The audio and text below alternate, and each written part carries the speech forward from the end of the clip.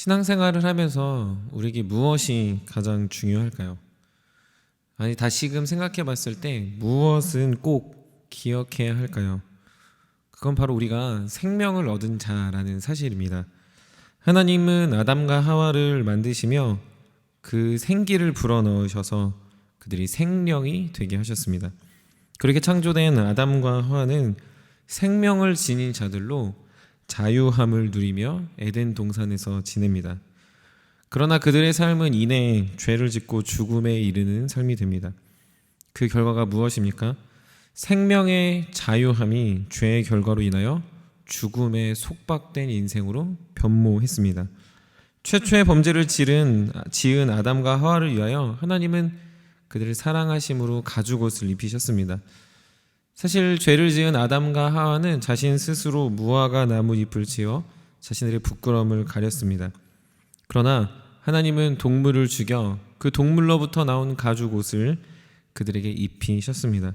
이건 단순히 가죽옷을 입힌 사건이 아니라 죄를 지은 인간을 속죄하시는 새로운 방법을 동물을 죽임으로 그것으로 나타난 피의 열매로 그들이 살아나고 있음을 알려줍니다. 물론 이것은 완전한 생명을 얻은 사건은 아닙니다. 하지만 그들이 죽음에 이르는 속박된 인생이 동물의 죽음으로 인하여 생명 얻게 되어졌다라는 것을 알려주는 좋은 예표가 됩니다. 오늘 성경은 대속죄일이 끝난 직후 다시 한번 연속적으로 언급하듯 생명과 피에 대하여 이야기합니다. 성경에서는 피는 늘 중요한 주제 중 하나입니다.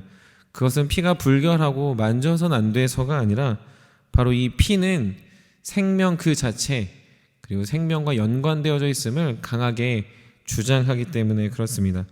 오늘 우리는 이 피와 관련하여 세 가지 정도를 살펴보려고 합니다. 먼저는 오늘 본문 11절에서 보면 육체의 생명은 피에 있다라고 이야기합니다. 하나님은 피와 육체의 생명을 하나로 보고 있습니다. 이것은 생명을 존중해야 하는 것을 알려줍니다. 하나님이 창조하신 피조물에 대하여 그리고 우리가 지내고 있는 서로가 서로를 향하여 존중하고 보호해야 된다는 걸 알려주고 있습니다. 그러나 우리는 죄로 말미암아 속박된 인생이다 보니 계속해서 우리는 누군가를 상해를 입히게 됩니다. 나의 말이, 나의 행동이, 그리고 나의 아무 생각 없이 했던 일들이 누군가를 아프고 힘들게 할 수 있다는 거죠. 괜찮다는 이유로 죽지 않으니 다치는 정도니 라고 생각합니다. 그러나 우리 이런 안일한 태도가 상대방을 죽이는 것 같은 현상을 일으킴을 잊지 말아야 합니다. 특별히 말에 대해서도 성경이 이야기합니다. 시편 42편 10절에 보면 이렇게 기록되어져 있습니다. 내 뼈를 찌르는 칼같이 내 대적이 나를 비방하여 늘 내게 말하기를 내 하나님이 어디 있느냐 하도다. 비방하는 것이 칼 같다고 말하는 것은 우리의 날카로운 말이 우리의 비방이 누군가를 죽이고 있다라는 것을 언급하고 있는 겁니다. 말뿐만이 아닙니다. 나의 작은 행동도 동일하고 나의 배려하지 않는 나만의 정의도 그러하며 나 혼자 살아간다라고 아나무인으로 살아가는 나의 방종도 동일합니다. 그러므로 성도된 우리는 반드시 다른 누군가를 배려하고 사랑할 뿐만 아니라 그들의 생명을 존중하고 그들을 살리고 그들을 돕고 그들의 생명이 더욱 풍성한 자유함으로 나아가도록 함께하는 자들이 되어야 함을 알려주고 있습니다. 두 번째로 이 피는 다른 곳이 아닌 제단에 뿌려져야 했습니다. 생명의 용도, 생명의 사용처는 다른 곳이 아닙니다. 바로 이 제단에만 뿌려져야 됐다는 거죠. 이것은 제단이 아니면 의미가 없을 뿐더러 제단에 뿌려질 때에만 비로소 그 생명이 온전히 사용되어졌다는 것을 알려주고 있습니다. 사람들이 살아있으나 죽은 자 같은 모습을 보게 됩니다. 왜 그렇습니까? 죄로 가득 찬 세상, 죄가 관영하는 세상, 죄가 지배하는 인생들이다 보니 우리의 생명을 함부로 다른 것에 투자하는 것을 보게 됩니다. 우리가 생각하는 돈이나 명예나 권력이나 나의 업적과 나의 생각에 우리의 생명을 다 들여 살아갑니다. 자신의 휴일을 반납하면서까지 일하기도 하고 자신의 생명을 갈아 넣어서 업적에 투자하기도 하지만 그런 인생들은 우리가 알다시피 죽음에 속박되어 죄에 속박되어 결국 죽음의 열차로 계속 가게 되는 인생이지 않냐라는 말이죠. 그러므로 우리는 그저 그렇게 살아가는 인생들, 그저 세상의 아무 것들에나 투자하고 세상의 것들에 우리 인생을 뿌리는 것이 아니라 주님께서 말하신 제단에 뿌려지는 참된 생명을 소유하기를 원하는 자들이 되어야 합니다. 이것은 세상에 속한 사람들의 문제만이 아닙니다. 우리도 주님을 믿고 생명을 누린 자라면 나의 생명, 나의 생각도 온전히 주님의 것임을 알아야 합니다. 생명이 제단에 속했듯 피가 제단에 뿌려지며 우리의 생각 하나하나가 그 제단과 어울리는 생각, 그 제단에 부끄러울 것이 없는 인생, 나의 목적과 나의 방향이 제단이 원하는 목적과 방향으로 갈 수 있어야 된다라고 성경은 알려주고 있는 겁니다. 우리도 여전히 주님을 믿고 있지만 내 안에 끊어내지 못하는 우상들, 내 안에 이 정도는 괜찮다라고 생각하며 주님의 제단에 더러운 것들을 뿌리는 나의 완악함들이 있다면 우리는 세상이 죽음에 속박되어 가는 걸음과 같이 우리도 여전히 주님의 제단에 뿌려지는 재물임에도 불구하고 죄와 더불어 살아가는, 죄를 아무렇지 않게 여기는 연약한 성도의 모습을 보일 수 있음을 깨달으셔야 합니다. 그러므로 사랑하는 성도 여러분, 우리의 생명, 우리의 제단이 온전히 주님께 드려지는 인생들을 되어 주님이 사용하시는 인생들이 되기를 간절히 소망합니다. 주님만이 나의 참된 소망임을 알고 그 주님 안에서 우리의 모든 가치들이 주님 앞에 부합하고 주님을 높여드리는 인생들이 되기를 간절히 힘을 다해 노력하는 우리 모두가 되시기를 간절히 축원합니다. 마지막으로는 생명은 대속을 위한 도구가 됩니다. 거래가 이루어지기 위해서는 등가의 법칙이 반드시 성립해야 합니다. A라는 값어치의 물건은 동일한 값어치가 나가는 어떠한 것과 정확하게 대치가 될 수 있습니다. 만약에 A라는 것이 값어치가 더 나간다면 B라는 것을 통해서 값을 웃돈을 주고 덧입혀서 산다거나, 아니면 만약에 A보다 B가 더 나아간다면 그 금액만큼을 제하고 A를 받게 되는 것이 거래의 상식입니다.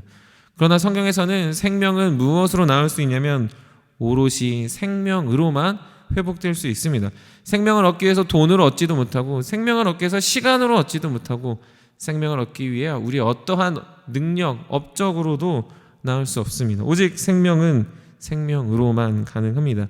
죽은 자를 살리는 것도 오직 생명을 대신 죽어줘야만 죽은 자들이 살아나게 된다라는 거죠.